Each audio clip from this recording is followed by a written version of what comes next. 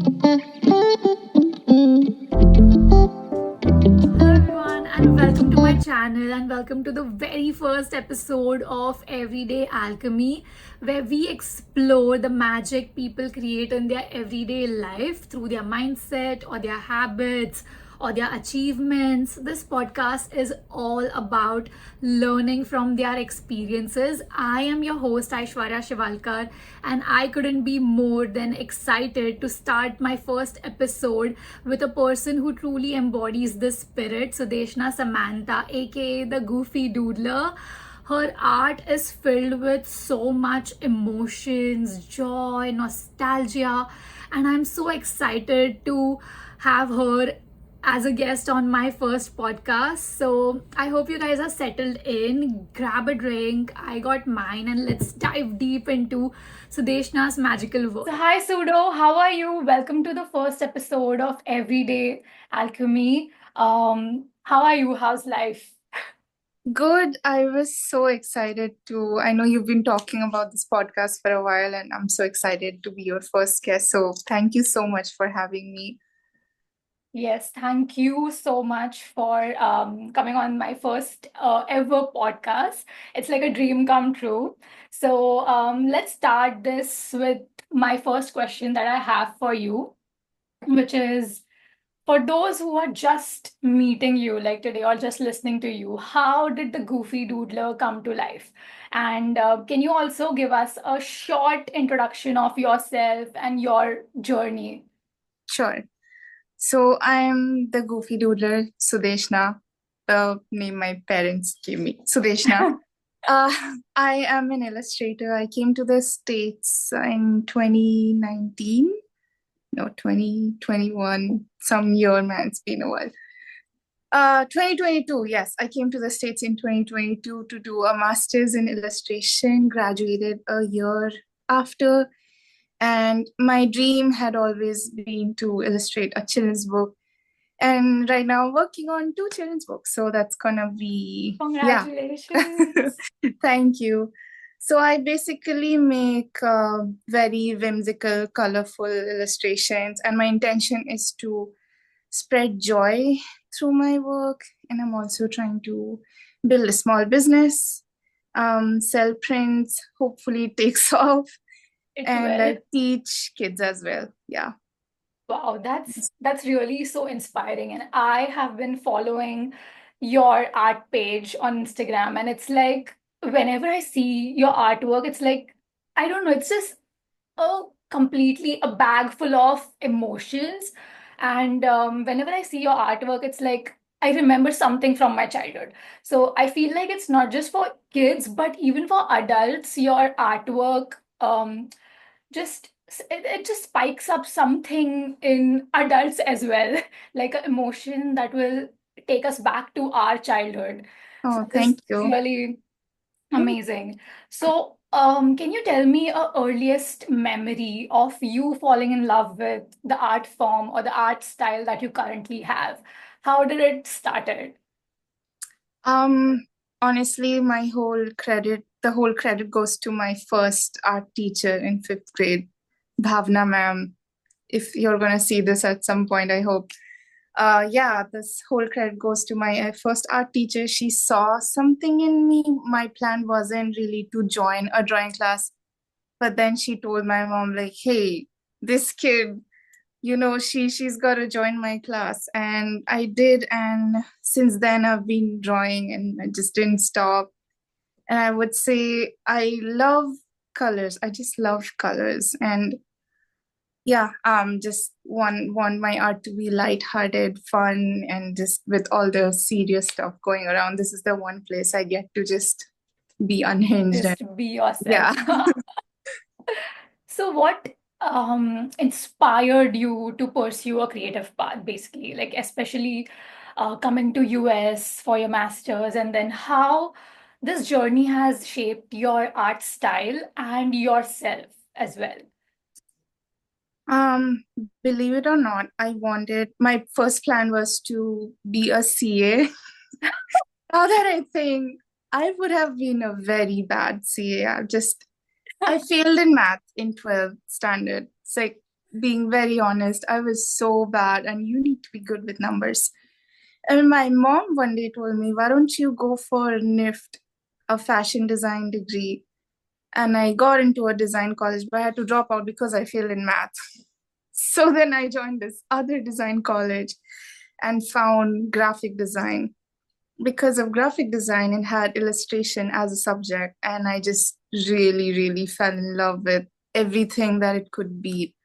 And even then, I didn't know that this field could have so much. I mean, people still think that, oh, illustration, that's just so niche. And it is, they're not wrong, but there still can be done just so much within this field. And yeah, I just like kept following artists that I fell in love with on the way, mostly through Instagram. I found a lot of great artists. Yeah, some good friends, family, they've also been a part of the inspiration. And how did this journey shape you? Like how have you changed or evolved, I would say, after coming to US or through your art form? Well, art requires a lot of networking. Yes. I I guess I can say I know how to, I'm comfortable with talking to strangers now. I did this thing once in New York City where I just carried a journal and just sketched and talked to strangers. So there's a bunch of strangers in my sketchbook. And that just boosted my confidence so much that, oh, I can do that. Some people even thought I was asking for money for them. And I don't blame them. Like, I maybe came up that way, like, hey, excuse me. But yeah, it made me a more confident person. As people started responding to my art, it made me happier that it's bringing them joy. And it kept me going too. Like, okay, if it's making me happy, it's making them happy, and I'm connecting with people somehow, I should keep doing this. That is so true. And I feel in today's world, people are scared to ask and people are scared to just make connections or um, like they keep thinking in their mind that, oh, what if I go and I get a no as an answer? So they already create this scared mentality because of which they just don't ask. So what would you say to people who are scared to ask? Like um, how would you motivate them to just go and be there and share their work or share their talent out there? What Yeah, would you say to like what would your message be to you'd people? be surprised, but people just want to be heard. And if any conversation, whether it's you sketching them and if you ask questions to them, and they're basically you're knowing their story and you're asking them questions and they feel like they're being heard by someone and they feel like, oh, I'm special, this person is sketching me, which they are. Like, there's no like illusion here, right? um yeah, everyone wants to tell their story and be heard. And I would say, like, yeah, going up to a stranger and talking about your work is very, very daunting. But have faith, believe that your art is good and people want to see it. People want to see your work. And yeah, learn that by doing it. It's like, just go for it. Just take actions. Just go for it. You like, once you see that, once you get one good reaction, you get that confidence like, okay, one person likes my art, maybe there's more. Yeah, I was just scrolling through Instagram the other day, and there was this YouTuber who was talking about that how he just kept going, kept posting videos based on just one viewer that he had, and that Yeah. one viewer was like his motivation, and he just kept posting that keeping the thought in mind that if one person is watching my video, thousands will one day. So that is like a very strong mentality and very good perspective that you gave. So, talking about the digital space that you have created for yourself, what gave you courage to start sharing your work publicly on like social platforms? Um, that's a good question. I would say looking at similar artists to me. And a lot of them said, if I can do it, you can too. And I took that seriously. So now I say, if I can do it, you can too. And I realized that you have to be bad at something first to be able to be good at something eventually. And just not give up, as cliche as that sounds. Just like, I'm not saying I'm a great artist or something, still have a long way to go. But just being consistent and seeing a growth in yourself is a great motivator. That's so true. And what's been your biggest learning from building a digital like creative presence now? Because now I think you have created a presence of yourself on Instagram. Your art, you have lots of articles published about you. So what learning has that got you? It's important to put yourself out there no matter how embarrassing it might seem, Yes. or it just feels like, oh my God, no one wants to see this. But there is someone who wants to see it, and that someone won't be able to see you if you give up. That someone will see you if you are consistent, are just constantly putting your work out there, and it's eventually gonna reach where it's supposed to be. True, that is so true. Even like I was thinking about how we keep waiting for that perfect everything that, oh, we have to do this very perfectly, very perfectly. And doing that, we just don't take actions. And that like puts us 10 steps behind. So Yeah, even that is so true that we have to be consistent, we have to take action. Even if it is like at a medium range, just put it out there. Just put yeah, it out there. You will grow, you will learn from your yeah. mistakes, but just put it out there. That is Uh, so true. Sorry, I think a few more things that I observed is people love seeing the process as well, and people love hearing about your experiences. If something went right or if something went wrong, what made it right? What worked for you or what did not work for you? So you're basically telling people, like, okay, you can avoid these mistakes that did not work for me in some way. So, was there a moment where you felt like, wow, this is really working? I've got here. A moment, like a proud moment like that. Maybe when I realized that the first book project I got was not a scam. I got a lot of scam emails, but when I saw that, okay, this is a real project with a real people and a real company, and they found me worthy enough to make their first book. It's all of our first times doing this, and yeah, it's all of our first time experiencing a project this big. And I just waited and thought to myself, okay, doing a children's book has been my dream for so long and it's happening. Let's just take a moment to, just sit with it.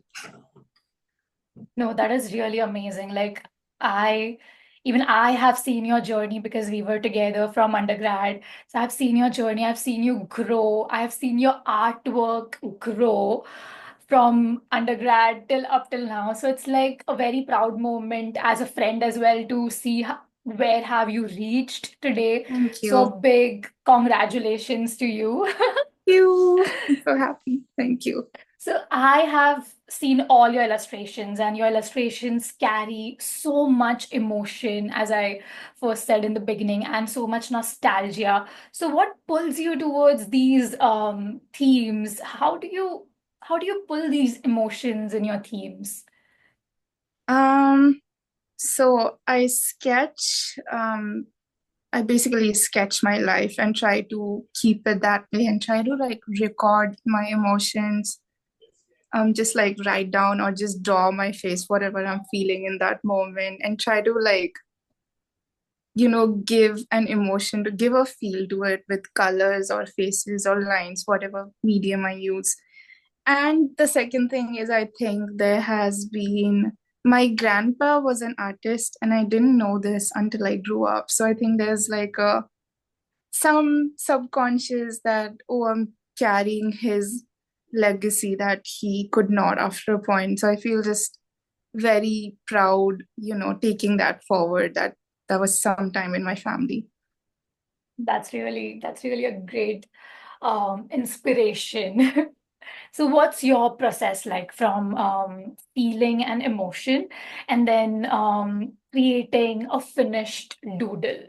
Can you like explain how do you process it?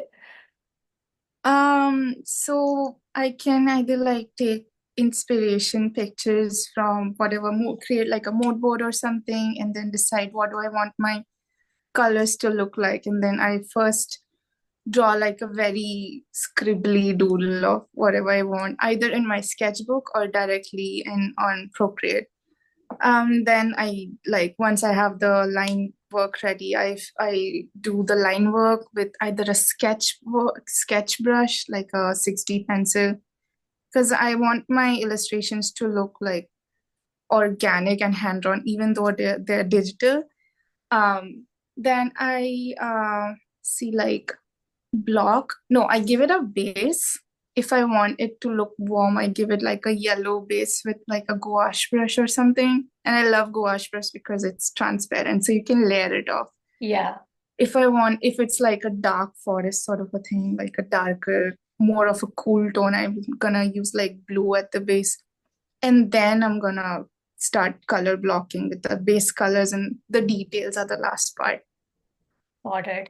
Because I think your illustrations, because when we think about illustration for kids, it's like 2D and like very base colors. But when I see your illustrations, they have a depth into it. Like if you're showing water, if you're showing forest, like people can see the depth into it, like there is more behind the scene as well. So I love that about your illustration. That's why I had to ask you this question about your process, Thank so you. people could understand how you get to the final product. And can you also share a piece you have created that's Yes, deeply personal or holds a special story for you? definitely. So wait, can you give me like a sharing option? I don't think I can share. Yeah. Okay. So every one of them has like a little something personal, but I'm gonna do this one.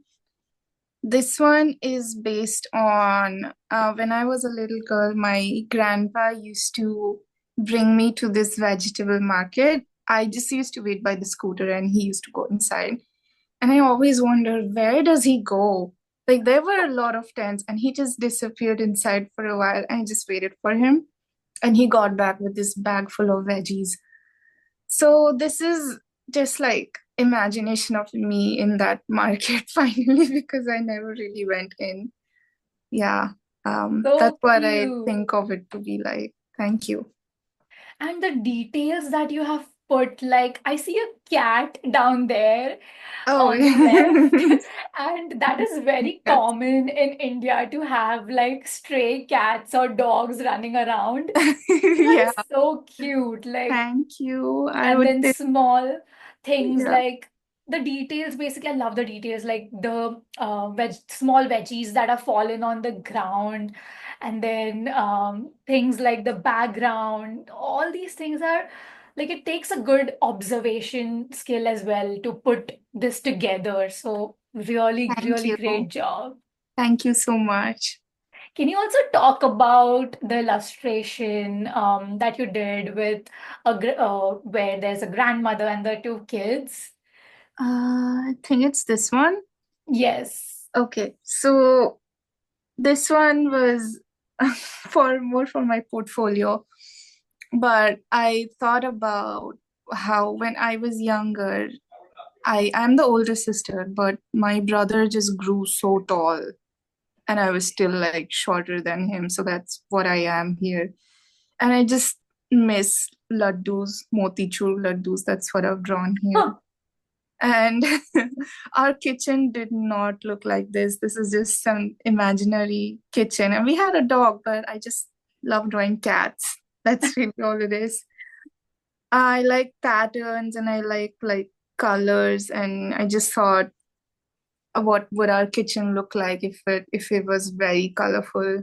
and had like plants around, and yeah, that's what I imagined it to be. No, And this is very yeah, beautiful. I love the thank you. sunlight coming from the window and then how it is falling on the grandmother's face on the side. The detailings are just so amazing that it is just by just seeing this, it's evoking a different emotion in my mind. Like I miss my grandmother seeing this. So it's like Oh, just thank so you. beautiful.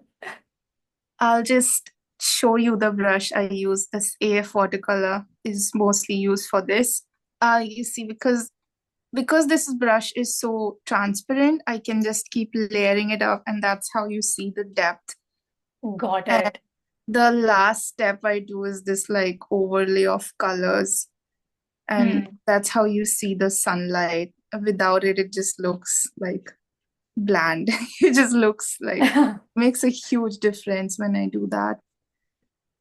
Yeah. That is so amazing. Like really so amazing. And I'm so happy that you are now going to put your work in a children's book and young children's will be, oh, That's hi. sad you. Yeah. So I'm just happy that young children will grow up seeing your illustrations with so much depth, love, and emotion. I feel like in this digital world, this is what we are missing. And you are literally filling up that space, to be honest. Thank you. Thank you so much. Moving towards the end of this episode, I would love to end our conversation with a rapid fire round. So if you're okay with that. Yeah, yeah. Okay, sure. So tell me a nostalgic scent or sound that inspires you. Cats mew.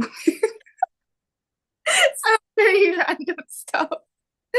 Agarbatti. Okay. Really. I love agarbatti smell. Yeah. An everyday ritual that feels magical to you.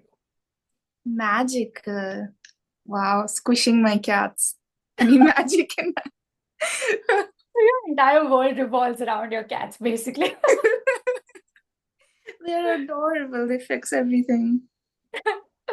One creative tool you can't live without. Sketchbook. Wha- I thought you would say your iPad, but I am so glad you said a sketchbook. That's That so important to stay grounded and, stick to the basics. Why? true. One piece of advice for someone just starting their creative path. Keep going. Draw at least once a week. At least. You'll see the difference.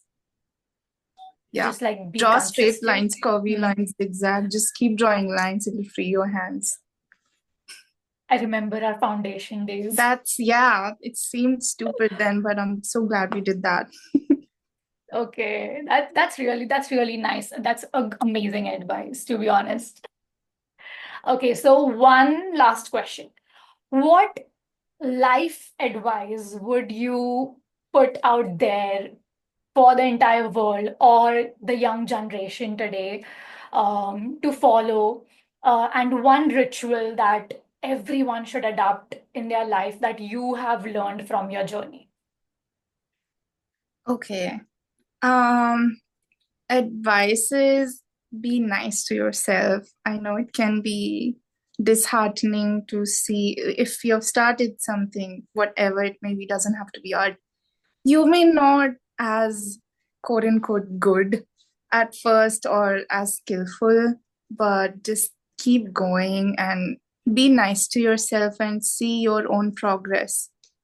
See your own progress while you're consistent at it. And if you've made any progress at all, even if it's like 1%, that's still progress. So be proud about it.